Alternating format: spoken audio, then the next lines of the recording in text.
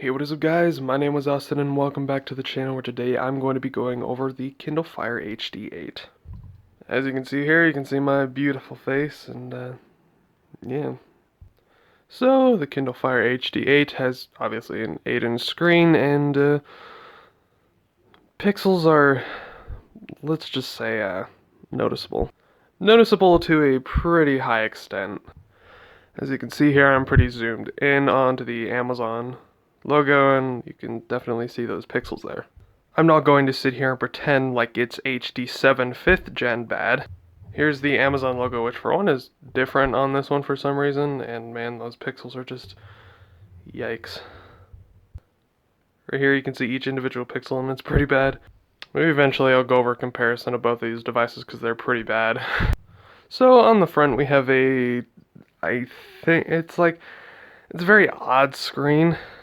So right here I'm in Geekbench, which I will be running here in just a minute. So it has a screen resolution of 800 by 1280. Very weird, capable of watching videos up to 1080p, and that is it. So let me explain that. So say on a different device, such as my phone or my laptop, I can watch a 4K video if I want to, even if my device can't output 4K video at all.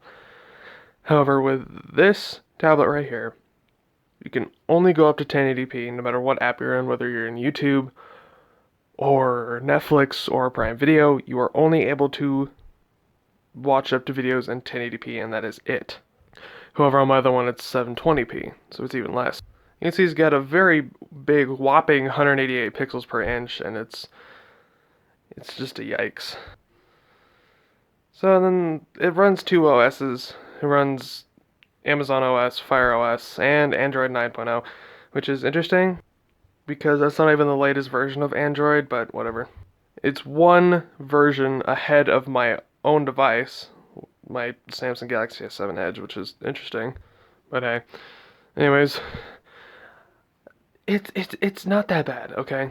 So I went through all the steps to go ahead and download Google Play, as you can see right here, which has allowed me to download some apps such as IBS Paint and Call of Duty Mobile and Geekbench. For those who know, the Amazon App Store is just absolutely atrocious. I have a useless folder right here. See if I can find. There we go, the Amazon App Store. Which, if you've ever used these before, you know that they're just absolutely atrocious. Really, you can't get much more than just the basic apps. And if you want something, say, that you can't get on the Google Play Store, and you want it on the Amazon App Store, you have to download some fake third-party version of it. So pretty much all I did was I looked up on WikiHow on how to download Google Play, and followed all the steps, and as you can see here, I have the Google Play Store. Pretty awesome. So that has allowed me to download things such as, like I said, Call of Duty, which I'll go ahead and jump into a game for y'all real quick. So it's very interesting. So Call of Duty Mobile is a very well optimized game, surprisingly enough, but for some reason my S7 Edge does not like to run it for some reason. And I would like to mention the bezels on the device. The bezels are the best I've seen probably on any Kindle tablet ever, and they're pretty good. I mean, compared to my HD7, the bezels are smaller. So the bezels are pretty tolerable on this device here. I'm not going to act like it doesn't take very long to get into the game itself, but once you're in it, I'll show you guys. One thing I do hate about this device are the power button and volume rocker, and them being pretty much in the exact same spot. So right here is the power button, and right here is the volume rocker, and you can see why that's an issue. I can't tell you how many times I've just gone to turn the volume down on something and then accidentally turn the whole device off. I really do like the fact that it does have USB-C, which makes for less breakage, I guess. You have less of a chance for the power adapter to go out. By adapter, I mean, or whatever this is. Wording makes less of ability to having the cord break or the actual port itself breaking. And on the top of the device, you do have two stereo speakers, but they don't sound too good because I don't have the high quality sound pack downloaded yet for this game. Now, while this is downloading, I do want to talk about a few more things. I've been using Kindle since before I even had my first phone. This right here is my first ever Kindle. It's not the e-reader, surprisingly enough. It's the HD7. I don't remember what generation it is. I don't even know if it's called that. See down here the FCC stuff. Now, an interesting thing is that this device still works. It's just the charging port is done. As you can see here, you can even see the damage inside of the USB port. It's all messed up in there. However, if I could ever get that fixed, I would love to, because considering that I have a lot of memories with this device. And right here is my mother's old HD10. Man, this was a good tablet. This was a tablet that Amazon put out that I could genuinely call a really good tablet. From what I remember, I think it had a 5 megapixel camera. I don't know if I'm right about that. I don't remember what generation this is. I think it is the 4th generation. I don't remember. The 3rd or 4th generation. And then as you can see there, it also had a flash. Power button, volume rocker, which are, excuse me, 2 different spots, by the way. But, yeah, I would really hope for one day for maybe we can even get this thing fixed and maybe it'll be usable. Alright, so now we're finally loading into a match. And yeah, one thing I have noticed, the front of both of these devices look dang near identical, except, obviously, the HD10 is 10 times thinner, but... So I am playing in low quality graphics and medium frame rate, just because that's what has always been on this, but anyways, here we go. I do get a little bit of a stutter every once in a while, but other than that, it is a very smooth experience, and normally I don't have too many issues. There we go, there's one kill.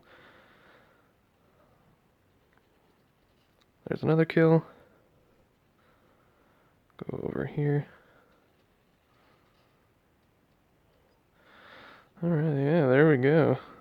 It's a nice experience. I'm not able to play in the highest quality graphics or none of that. So I had to go ahead and focus. See, I got a little bit of a stutter right here. But that's it. That's all I've had so far. Center the screen a little bit. I have no idea where I am, no idea where people are, but yeah, it's genuinely a pretty darn good experience. With just a little hiccup every once in a while. But nothing that like genuinely like hinders anything, really.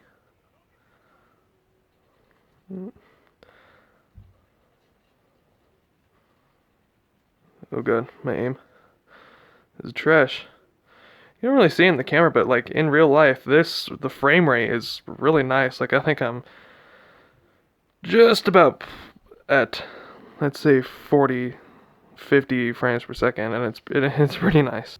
So yeah, playing probably one of the most demanding games in mobile gaming, it runs really well.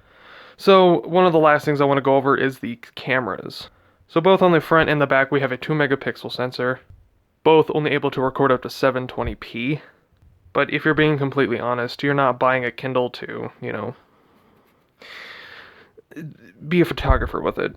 Right here is your front-facing camera, and in some cases the front-facing camera has actually been just a little bit better than the rear-facing camera, and I don't know how that makes sense, but here's a more brighter light photo that I took outside, and when you zoom in, you can really see that quality. It's not even just because this camera was just out of focus, it's genuinely that bad.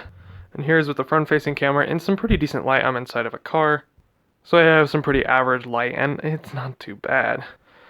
It's genuinely nothing really that you could really get by using and have no one bat an eye, because it's still pretty bad. But it's a tablet that you can buy for less than $100. And now I am running the Geekbench, so I'll see you guys when that's done. We are almost done here after almost 15 minutes. And here is your score, 143 single and 499 multi. Honestly, pretty pitiful, but yet again, these devices are extremely well optimized, even for running 2 OSs. Next, I kind of want to go into these stereo speakers.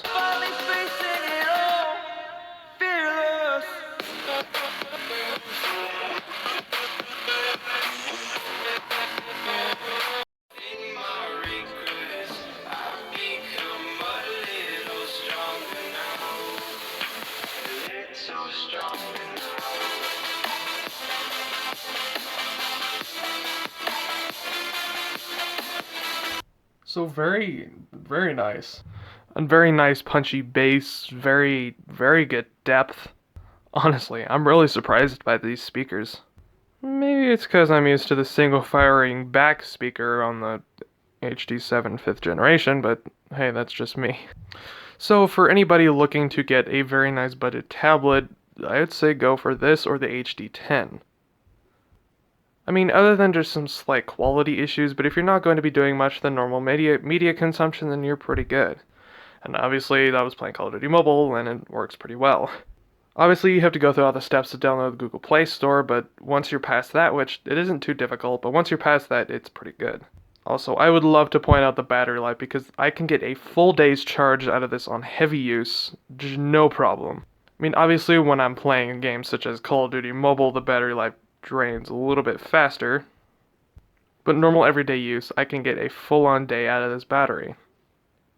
I was watching YouTube for probably 6 hours straight, and I ended that day with doing other things other than just, you know, watching YouTube videos. But I was cleaning up my room a little bit, just having some YouTube videos going in the background for about 6 to 7 hours, and I ended that day on 50% battery. So that's pretty good. Unfortunately, the plague with these Kindles is that the battery life might not last as long, and it may just completely end up going out, which is a pretty unfortunate thing to happen.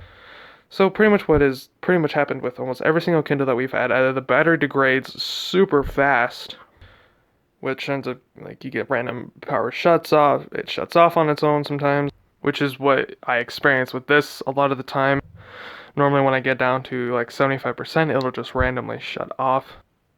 The battery on it is okay. I can get a couple hours out of it, but once you get to that point, it just shuts off. Which is something that I'm kind of worried about happening with this, but if it doesn't happen, maybe Amazon has gotten better in their battery department, but you know what? Whatever. It's about $100 tablet, and I mean, it will definitely suck once it inevitably happens, but for now, I do enjoy this tablet. So if you're in the market for a decent budget tablet, I'd say go for this or the HD10. Nothing really older. The HD7 is just kind of pointless unless if you're getting it for a kid. But that concludes up this video. I hope you guys did enjoy watching this video, and if you guys did, make sure you guys leave a like because it really helps out the channel a lot. Also make sure you guys subscribe and share with your friends to spread the word about my channel. Thank you guys so much for watching, and I will see you guys in the next video. Bye bye!